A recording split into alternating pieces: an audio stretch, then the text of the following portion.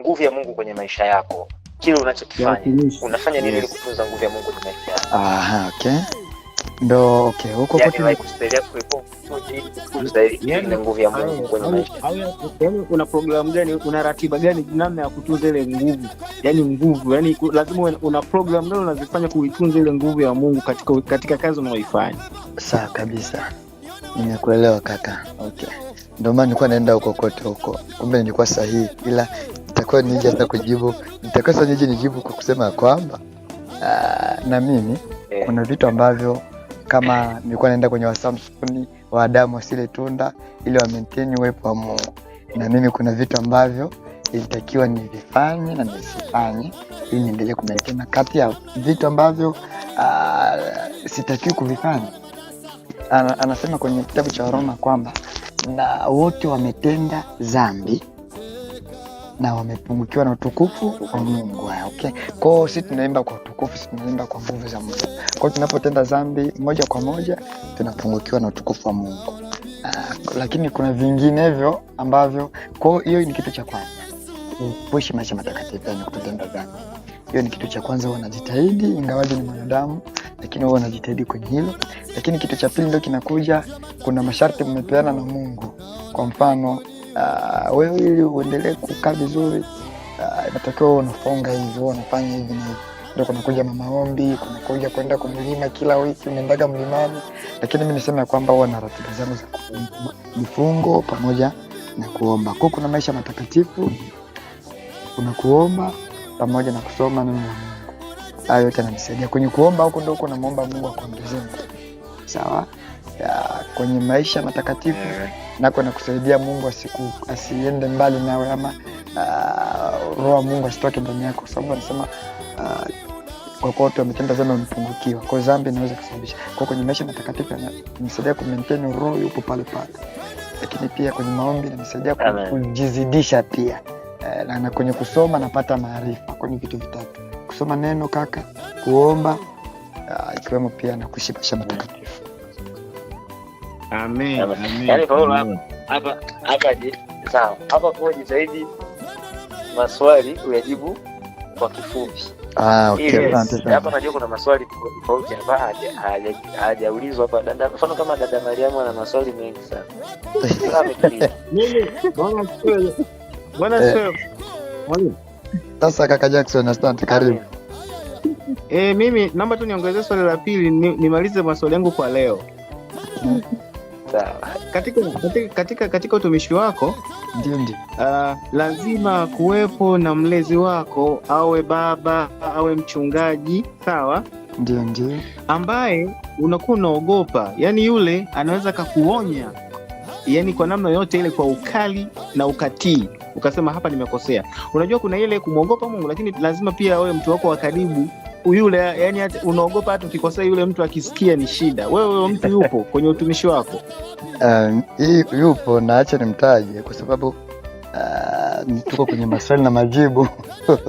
Ndio kaka, tuna watumishi wa Mungu kwenye kanisa, wachungaji wa nini lakini kwa sababu naweza kusema kuna mazingira ambayo watu tumeshajitengenezea, inatokea sema sana naenda kwa urefu, lakini acha tunijieleze hizo. Kuna mazingira tumeshajitengenezea kaka, ambayo hadi watumishi wanakuona eti. Kwa mfano, mtu umetoka Kenya umekuja kuishi maisha yako hapa Tanzania, sawa? Wanakuona ni mwimbaji mzuri, wanasikia habari zako, wanaona nyimbo zako, wanakuona ni mtumishi wa Mungu, huenda umeokoka sana, ama unakuona ni mtumishi wa Mungu mkubwa mzito. Kwa hakuna ni kusogelea kanisani, unaelewa? Hakuna ni kusogelea kanisani na hakuna anayejua maisha yako ya ndani sana, unaelewa? Kwa kwenye makanisa huko kuna vitu tunafanya hadi wachungaji hawaelewi, lakini kuna watu ambao ni machali kama marafiki, wanatujua zaidi. Kwa hao ndio watu sahihi, mimi naweza kusema. Kwa katikati ya watu kuna huyu mwalimu tupo naye hapa, mwalimu Po. Huyo kwangu ni baba ya rafiki yangu, hawezi amini. Huyo ni baba. Amina. Yaani huyo ni zaidi ya rafiki, zaidi ya ndugu, zaidi ya mchungaji. Huyo anaweza akakuonya kwa karipio na ukarimu. Yaani na nikasikia. Yaani yeye mwenyewe Mungu ashawahi kutuconnect hadi kwenye kitu fulani. Kikwatu sipo vizuri, ameshajua. Anajua mwanangu yupo vizuri huyo. anakuja kunisemesha, inakuwa hivyo. Kwa hiyo kwenye hilo naweza kuongezea Jackson ya kwamba na wewe tusiwaamini tu wachungaji, kuna maisha tunaishi hawajui mitaani, unaelewa kaka? Kwa utaki sana hata unapokuwa na mtu kama rafiki, anza kumtoa wasiwasi. Mwambie rafiki yangu, kama mfano kama kanisani una mtu nimbane kwa hivi, jitahidi kujiachia kwa kiwazi. Kwa mfano kumwambia mwanangu, nikikosea wewe ndio chali wangu, ndio simtangaze, kwa sababu wale wajuaji makosa tunayofanya, wale wanaonaga makosa vidogo vidogo. Kwa mfano hujaimba leo Jumapili, wanampelekea isho, ana kiburi ya juu, lakini vya kusema unazini ovyo, hakuna anayejua isipokuwa chali unalala naye, kama chali anakumefanya hiyo mambo ya jana, uligombana nini huko, hakuna anayejua. Mchungaji unaweza kumaanisha heshima ya kinafiki, lakini ule anakujua vizuri. Kwa hiyo tutaki tusiwaamini sana wachungaji eti mimi mchungaji hajawahi kuniita. Aoni hiyo, lakini kuna mtu anakujua vizuri, mpe nafasi hiyo. Nafikiri. Amen. Amina. Asante sana, umejibu vizuri sana. Asante sana. Dada Meli, swali langu. Swali umelitunza. Meli? Ndiyo. Au niseme dada Mariamu. Nasema dada Meli kati. Nashukuru kwamba nimeweza kukutana na familia hii. Mimi sio kwamba nina swali, ila ninawapongeza, nampongeza kaka kwa hatua ambayo ameifikia kwa sasa. Amepitia changamoto nyingi, lakini Mungu pia ameweza kumwezesha, amevuka na ameweza kupata kuwa mwimbaji sasa ambaye anatambulika. Kwa kifupi, mimi nimejifunza, nilikuwa nafuatilia story yake, kuna vitu nimejifunza kutoka kwake na kutoka kwa Mwalimu Paul. Sina maswali mengi, ila tu namshukuru Mungu kwa kunikutanisha na familia nzuri. Hivyo tu. Amen dada, ubarikiwe sana. Amen. Monica sijui kama anapopo hapa, naona kama mtandao usomi.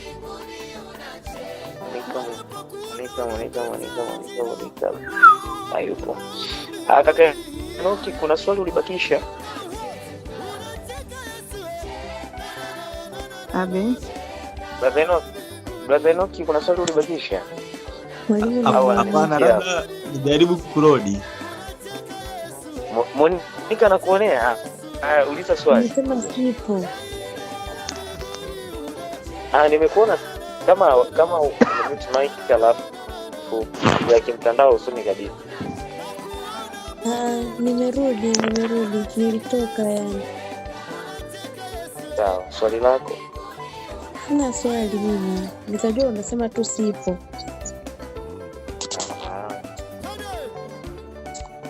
Naamini upo. Haya, kaka Jackson, pia maswali yako yalikuwa mawili tu. Nina maswali mengi sana, lakini kwa leo sitategemea na ratiba ya leo imekaa. Sawa. Mwalimu kama muda upo, ungemwachia. Karibu ulize tena. Niulize tena? Uliza tena mama. Mimi nina maswali rundo, sasa nitamuuliza Bwana sio. Amen. Mimi swali langu, katika huduma unaoifanya, Ndio mtumishi, kuna matunda ambayo umeyazaa kwa ajili ya Mungu kupitia huduma yako, na hayo matunda unajivunia nayo kweli? Hao kweli nimezaa watu wa Mungu kweli kweli? Kaka, swali nzuri sana hilo. Swali muhimu sana kaka. Katika ishu yangu ya uimbaji huku, na mshukuru Mungu kwenye huduma yangu nimezaa kimwili pia pia kiroho. Kimwili kwa mantiki hivi, okay. Kimwili kwa kuzaa mtoto, lakini nilikuwa namaanisha kwa kuzaa mtu ambaye huenda mwimbaji pia kama anavyofanya mwalimu poa.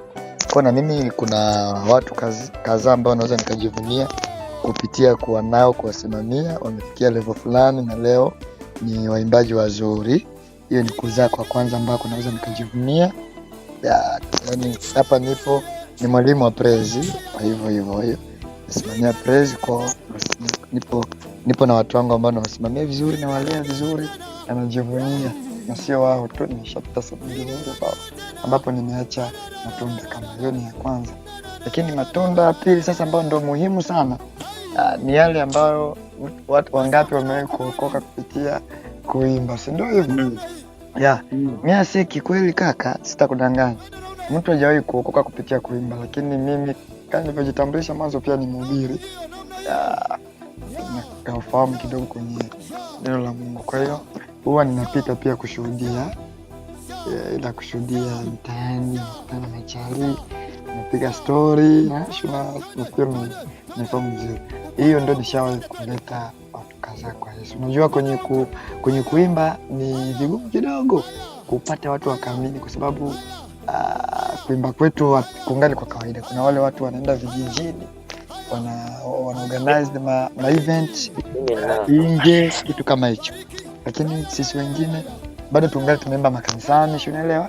Kanisani kwa unakuta watu wanaokuja kanisani wenda watu wameokoka, unaelewa? Ungesema kwenye issue ya watu matendo makubwa ndio ameshatendeka, kama watu kuponywa kufanya nini, lakini kwenye kuokoka kupitia kushuhudia watu wengi wameokoka sana. Amen. Na kwenye ukiacha kanisani unapotumika, ndio ukiacha kanisani pale unapotumika, ndio kule unapoishi, jamii inajivunia na wewe. Brother, na maswali ya ajabu. Asante sana kaka. Kweli na najua ameuliza vizuri. Swali vizuri sana kaka. Sikutegemea kama nitakutana nazo hizi. But vizuri kaka. Hapo.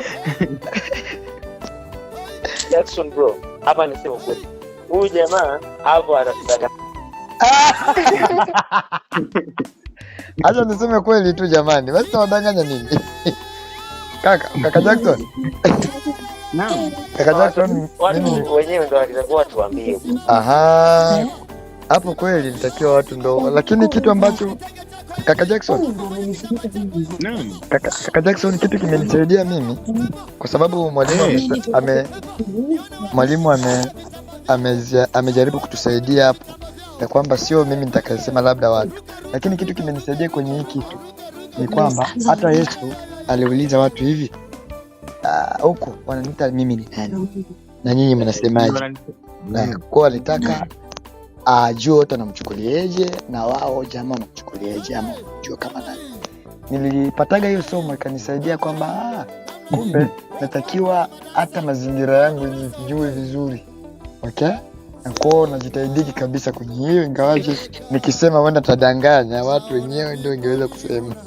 Ila najitahidi kaka. Unajua kwenye tunaposema maisha matakatifu ndio silaha, tunaposema maisha matakatifu ndio silaha ya kuchunga uwepo wa Bwana na huduma. Kwa hiyo tunakuwa tunajitahidi kufanyaje kuishi na watu pia vizuri, sababu nao wanachangia kwenye nafikiri mwalimu anacheka. Nashukuru sana, maswali yangu yameisha. Amina. Na mimi hapa nalenga dada Mary. Ndio nimesikia kama hapana, niko nasikiliza tu. Ni kama umeita dada Mary, ningetakiwa kuuliza. Sawa. Mwalimu, nilikuwa naomba dada Mary naye angeuliza hata swali hapo. Kwa sababu maswali mengi yamekwisha ulizwa, yaani mengi ambayo nitakunania ameshauliza. Nina swali hapo. Sasa mimi nataka niulize swali. Ndio. Kuna brazen hapa. Nimemwachia kwanza then umalizie. Sawa. Kaka Paulo. Ndio mtumishi wa Mungu. ni njia gani ambayo unatumia kwenye kutunga nyimbo zako? Maana kuna njia nyingi, kuna ya ndoto, kuna nyingine ukisikiliza nyimbo ya mtu labda unapata wimbo. Je, wewe ni njia gani ambayo Mungu amekubarikia katika utunzi wa nyimbo zako? Okay, asante sana. Mungu akubariki mtumishi wa Bwana. Ndio inasema kwamba wanaongozwa na Bwana ndio wana wa Mungu. Lakini mimi kwa upande wangu kama mtumishi wa Mungu inafikia muda unaona watu wanafanya vitu vya ajabu, sawa? Unajisikia waongee kupitia wimbo, okay? Kwa kuona tu mazingira tu wanafanya hivyo, unajisikia kwa sababu ni talent ipo ndani yako, Mungu kasha kwa mimi. Kwa hiyo unaweza ukafanya hiyo, ni njia moja wapo. Bwana hajasema, lakini kwa ulivyoona watu ukafanya kitu, okay? Kwa kuona matendo watu wanayoendelea, Bwana hajakwambia, ila kama mhubiri, sio ni mwimbaji pia ni mhubiri, unafanya hicho kitu. Lakini hiyo ni njia ya mmoja wapo, sio ya kwanza. Lakini njia nyingine ndio hii ambayo Bwana mwenyewe katika utulivu upo kina na Mungu, kama nimesema, sila za kutunza kwako kuna hiyo kuomba, kusoma neno na kuishi maisha matakatifu. Kwenye kuishi maisha matakatifu, kwenye kuomba pamoja kusoma neno, kuna kitu Mungu anaweza kukuinspire, ile inaendana intimity yako wewe na Mungu, okay? Intimity yako ambao wewe na Mungu uko na mahusiano yako wewe na Mungu, anaweza kukuachia kitu. Pia kwenye ndoto inatokea mara chache, lakini kwenye ndoto wasizingati sana. Sijawahi kurekodi nyimbo ambayo imetoka kwenye ndoto, lakini kuna mmoja nimewahi kurekodi ya kuona tu vitu vinavyotendea kwenye mwingine, kwa sababu acha nifanye. Lakini nimeshawahi tena kutunga nyimbo ambayo kwa kupitia kukaa kina na Mungu, Mungu akaniinspire nifanye kitu fulani kuhusu kitu fulani nikafanya. Lakini imetokea kwenye ndoto, kwenye nyimbo ipo. Kwa hiyo ni njia tatu. Sawa. Kama nimejibu vema hapo brother. Ndio. Kwa katika kukaa kina na Mungu, Mungu anaweza kufanya kitu. Yaani ukizoea tu kukaa na Mungu, unaweza kusema na kwaje mpaka Mungu anakuonyesha ama Mungu anakuotesha. Ni pale ambapo upo kina na Mungu. Yaani ukikuwa kina na Mungu, spirit yako na Mungu ile intimity inakuwa zinakuwa connect. Kwa kuna vitu unavipata taarifa moja kwa moja. Na ndio njia yangu mara nyingi inakuwa hiyo. Nikiwa na Mungu kwenye maombi tu, kikatu sana na Mungu kwa kitu fulani. Sawa mtumishi. Na hiyo ndio silaha yangu kubwa kwenye utunzi hiyo. Nikijisikia nataka kurekodi nyimbo mingi, hapo sina idea, sina nini, naingia kwenye maombi, Mungu nipe kitu cha kufanya.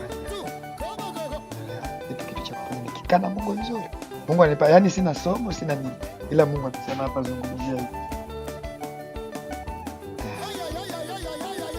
Sawa.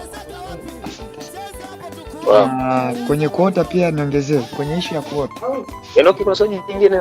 Inategemea kwenye kuota pia, inategemea uliomba vipi kabla ya kulala ili uote Mungu akuteshe kitu. Yaani yote inategemea na mazingira kwenye kina na Mungu. Yaani kabla ya kulala ulifanya nini? Ulimwambia Mungu nini? Ile ni kusaidia Mungu kukusomesha kupitia ndoto, kwa sababu ni njia moja wapo.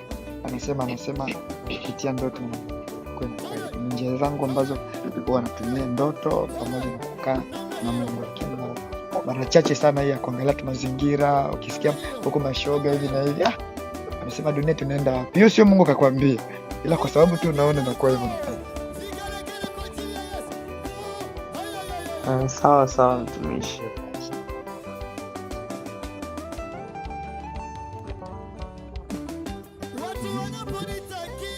Dada Mariam, Kongole. Kuna swali jingine Enoki au limeisha hilo? Hilo limeisha mwalimu. Dada anasikia. Sema jinsia ya kike hawaulizi,